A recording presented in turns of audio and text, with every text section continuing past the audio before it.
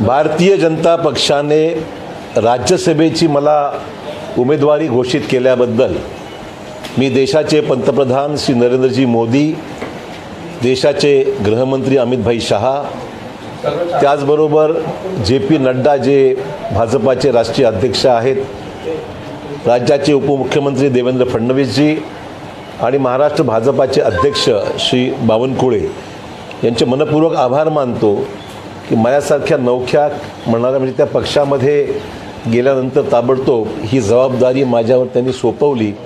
हा माझ्यावर टाकलेला फार मोठा विश्वास आहे असं माझं व्यक्तिगत मत आहे आणि त्या विश्वासाला मी सार्थक ठरेन. भाजपाचं काम राज्यामध्ये अधिक वाढवण्यासाठी माझ्याकडून संपूर्ण सहकार्याने मदत आणि मेहनत निश्चित मी घेईल आणि महाराष्ट्राचे प्रश्न, महाराष्ट्रातले विकासात्मक ज्या कल्पना आम्हा सर्वांच्या आहेत, जनसामान्याच्या आहेत, त्या राज्यसभेच्या सभागृहाच्या माध्यमातून निश्चित केंद्र सरकारच्या समोर आणून त्याच्यावर न्याय निश्चित मिळेल याबद्दल मला खात्री आहे. आणि त्यामुळे त्यांनी जो विश्वास माझ्यावर व्यक्त केला आणि ताबडतोब ही जबाबदारी राज्यसभेची उमेदवारी देऊन जी या ठिकाणी व्यक्त केलेली आहे त्याबद्दल माझे शब्द अपुरे पडत आहेत. मी त्यांना मनापासून धन्यवाद व्यक्त करतो. आज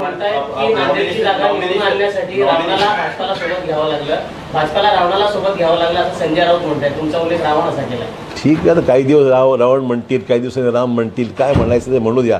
मला त्यांच्या या वक्तव्यावर काहीच या ठिकाणी व्यक्त करायचं नाही आहे. शेवटी निवडणुका आहेत, लोकशाही आहे, मतदानाच्या माध्यमातून लोकांच्या मतातूनच आपल्याला निवडून यायचं आहे. आणि मला खात्री आहे की नांदेडला जे बलस्थान, जे राजकीय बलस्थान आम्ही निर्माण केलेलं आहे ते अबाधित राहील आणि नांदेडची लोकसभेची जागासुद्धा भाजपाच आम्ही जिंकून आणू. निश्चितच दोन राज्यसभेचे उमेदवार एका जिल्ह्यातून मिळण्याचा हा कदाचित क्वचितच योग असेल.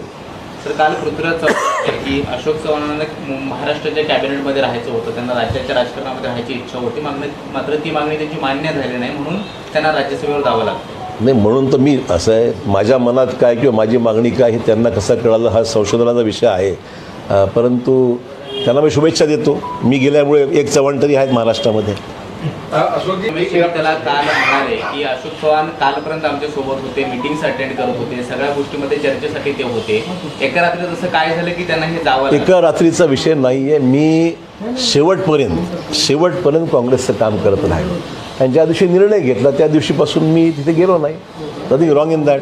I have been working for the party आणि पक्षाचं काम करत असताना पोहोचवली गेली नाही किंवा तुमची जे काही म्हणणं होतं ते कधीच पक्षापर्यंत तुम्ही पोहोचवलं? कालचं नाही, विशेष गेल्या अनेक वर्षापासून मी काँग्रेसमध्ये काम केलेलं आहे. काँग्रेसची कार्यपद्धती मला माहिती आहे आणि मी राजकारणात अनेक चढ उतार पाहिलेले आहे आणि त्यामुळे नाराजी नुसतीच व्यक्त करून उपयोग काय असतो. शेवटी असं आहे, कुठल्याही गोष्टीचा त्याच्यामध्ये लॉजिकल फॉलोअप ॲक्शन असायला पाहिजे. नुसतंच या ठिकाणी नाराजी व्यक्त करण्यापेक्षा it should visible action, timely action which should be taken. जे दिसत नव्हतं हे वस्तुस्थिती आहे, पण ठीक आहे, त्यात काय मला बोलायचं नाही. आता सोबत nothing about talk to me about BJP now, not about Nana Patole. Congress के भीतर जो आंतरिक कलह है, लगातार संगठन कमजोर होते जा रहा है और ये वजह रही क्या कि इतना मजबूती के साथ आप लोगों को खड़े होने के बाद भी निचला जो संगठनात्मक जो स्ट्रक्चर था वो कहीं न कहीं डिस्ट्रॉय हो रहा था, किसी हाईजैक होने की कोशिश? मैं अभी इस पर कोई कांग्रेस के बारे में मैं कोई टिप्पणी नहीं करना चाहता. मैं कांग्रेस छोड़ चुका हूँ, भाजपा ज्वाइन कर चुका हूँ. कांग्रेस में जो होना है उनके कर्मों का फल होगा, मुझे उसमें कुछ कहना नहीं है. मैं यहाँ उतरा हूँ मैदान में और मैं मेहनत करूँगा और जैसे कांग्रेस के लिए मेहनत जितनी ईमानदारी से किया है वैसे ही ज़्यादा ईमानदारी से काम मैं भाजपा के लिए निश्चित तौर पर करूँगा और जो उम्मीदें मुझ पर भाजपा के नेतृत्व ने लगाई है उसको ज़्यादा से ज़्यादा पूरी करने का प्रयास मेरा रहेगा.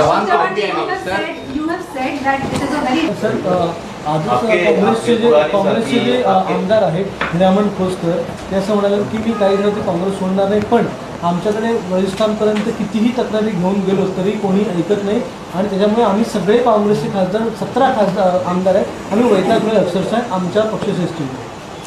No comments. आपल्यासोबत काय आता मी काँग्रेसमधून गेलो असेल मला कशाला विचारतो तुम्ही या प्रश्नाबद्दल. पण सर तुम्ही काँग्रेस सोडताना तुमच्या वरिष्ठांना भेटला होतात का? तुम्ही काही बोलून दाखवलेलं होतं का? काही चर्चा झाली होती? Past is past, nothing now, something else. आपके सहयोगी मिलिंद जी भी आपके साथ कल हाँ, मुझे खुशी है, वो भी साथ में रहेंगे. अभी हम जो बिछड़े हुए थे अभी साथ में आ गए राज्यसभा में.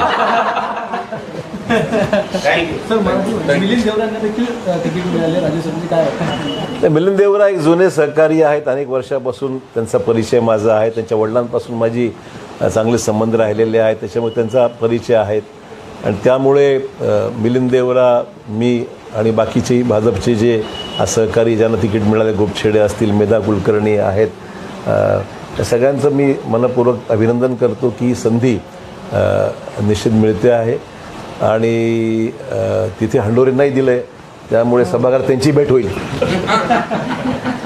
थँक्यू.